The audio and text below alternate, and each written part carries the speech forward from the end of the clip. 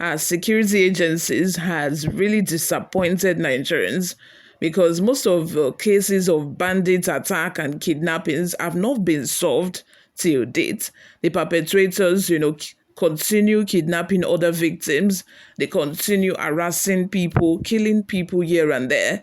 And people, most in this present day, most people have no choice. Most of all the small communities have no choice than to protect themselves. I have witnessed it personally, even in Lagos, where there are no bandit attack. Even in Lagos, where in the communities or streets where they are always experiencing attack from all the small boys that call themselves cultists and 1 million boys and all of that.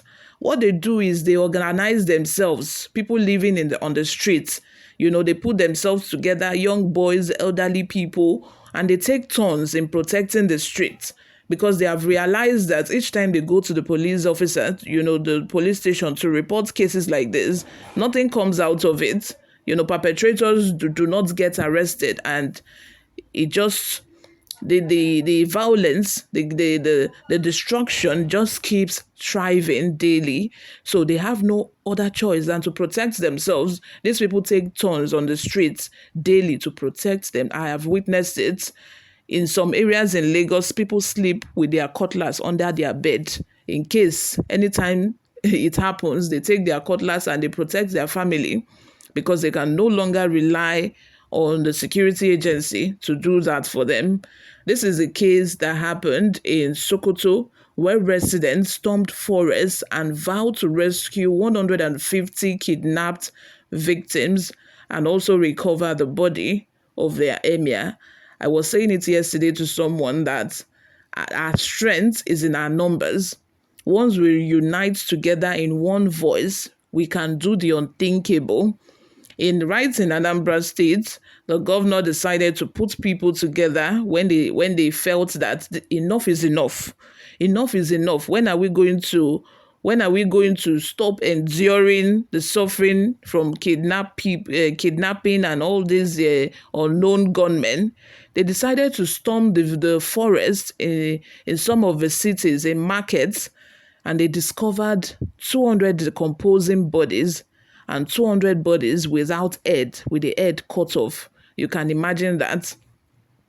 The police that have been saying we are doing something about it, who are looking into it, never discovered the 200 decomposing body, nor did they discover the 20 headless bodies in the forest. But when these people came together, put their heads together and say that we are going to do something about this, that was when they discovered that, and they discovered that the hiding place of these unknown gunmen and kidnappers was in the market, broad daylight there, where they keep terrorizing people day and night. Before we go into the details of today's news, if this is your first time here or you haven't subscribed to this channel, kindly subscribe, like this video, leave your opinions in the comment section below as well. Storm forest to confront bandits. Vowing to save 150 kidnapped victims and retrieve the body of a murdered traditional ruler, the inhabitants, who were both men and women, apparently set out on the trip with the intention of freeing 150 of their fellow countrymen who had been adopted and locating the body of Gobi District Chief Isha Mohammed Bawa. Due to the security forces' persistent failure, thousands of Gobi Sokoto State locals have rushed the trees and the forest to confront robbers and free their kidnapped relatives. The inhabitants, who were both men and women, apparently set out on the trip with the intention of freeing 150 of their fellow countrymen who had been adopted and locating the body of Gobi District Chief Isha Mohammed Bawa. According to a story published on Sahara Reporters, robbers mercilessly assassinated Alhaji Isha Mohammed Bawa, the Sakin Gobi of Gatawa District in Sokoto State, after subjecting him to torture and dehumanization. According to Professor Bello Bada of Usman Danfodio University in Sokoto, a few days after the traditional ruler's horrific death, bandits reportedly raided Gobi town and kidnapped around 150 mourners. The incidents of kidnapping were registered between Friday of last week and the time the late Emir was assassinated. However, the Nigerian police had denied the claim. We are not aware of a kidnapping of 150 people in the Gobi Emirate of Sokoto State. The spokesperson from the Sokoto State Police Command, ASP Ahmed Rufai, said.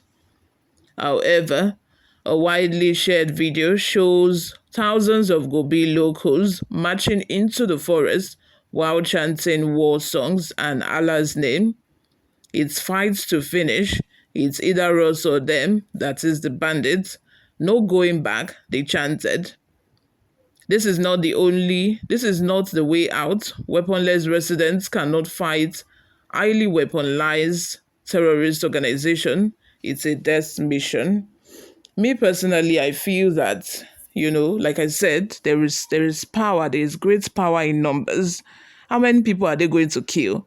If 200 people decide to storm the forest, the terrorists are probably, yes, maybe 20 or 30.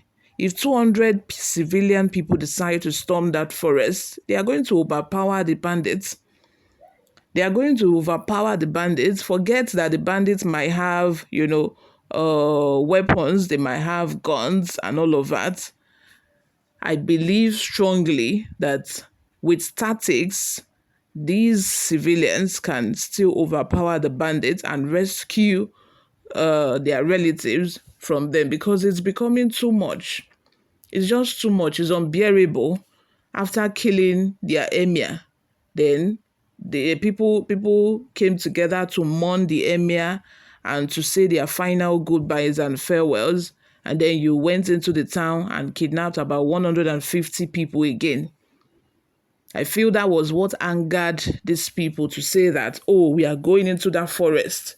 We are going in there to rescue our people.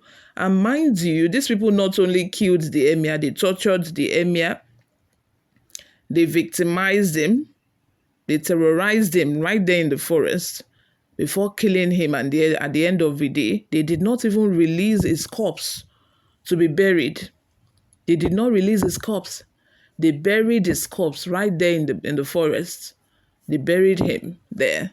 Imagine the kind of anger that these people must have felt. The kind of, I'm very sure that it is this anger that pushed them to say that we are going into that forest, no matter what, we are going in there to rescue our people. That is it. You guys, let me have your thoughts in the comment section. What do you all think? Do you think that it is right for these residents to decide that they are going into the forest to face these bandits, or do you think that is a death mission? Let me have your opinions in the comment section. Thank you very much for always listening and watching. I will see you all in my next video. Bye for now.